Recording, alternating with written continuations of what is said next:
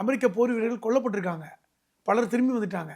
இனி வேண்டாம், அமெரிக்க ராணுவ வீரர்கள் உயிரிழக்க வேண்டாம், போதும், நம்ம பட்ஜெட்டுக்கு செஞ்சிட்டோம், இனிமே போக வேண்டாம். ஆனால் நேற்று சொன்னாரு எனக்கு ஒன்றும் இந்த போர் வார் எனக்கு போர் அடிக்கல அப்படின்னு ட்ரம்ப் சொன்னார். ஆனால் இன்னைக்கு கியூபாவை நாங்கள் அடுத்த டார்கெட்டாக வைத்திருக்கிறோம். என்ன கியூபா வெனின்சுவேலா மாதிரி கியூபாவை நாங்கள் பிடிக்க போகிறோம்.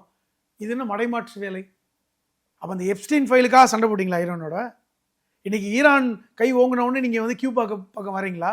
இந்த கேள்வியை பத்திரிகையாளர் கேட்குறாங்க, வாஷிங்டன் போஸ்ட் கேட்குது. தலைநகரம் படத்துல ஒரு காமெடி ஒன்று வரும், த்ரிஷா இல்லைன்னா திவ்யானு, அது மாதிரி வந்து ஈரான் இல்லைன்னா கியூபானு அமெரிக்கா வந்துருச்சா? அதானே கிட்டத்தட்ட கியூபாவை பத்தி பேசுறாங்க. ஏன் சண்டை நடக்கிறது ஈரான்ல, சண்டை நடக்கிறது மத்திய தரைக்கடல் நாடுகள்ல, கிட்டத்தட்ட வளைகுடா நாடுகள் பாதிக்கப்பட்டிருக்கு. அமெரிக்கர்கள் தங்களுடைய உயிரை தாங்களே காப்பாற்றிக்கட்டும், அமெரிக்கா ஒன்றும் செய்யாதுன்னு ஸ்டேட்மெண்ட் கொடுக்குறீங்க. உங்கள் குடிமக்களை கூட நீங்கள் காப்பாற்ற முடியாத நிலையில் இருக்கீங்க.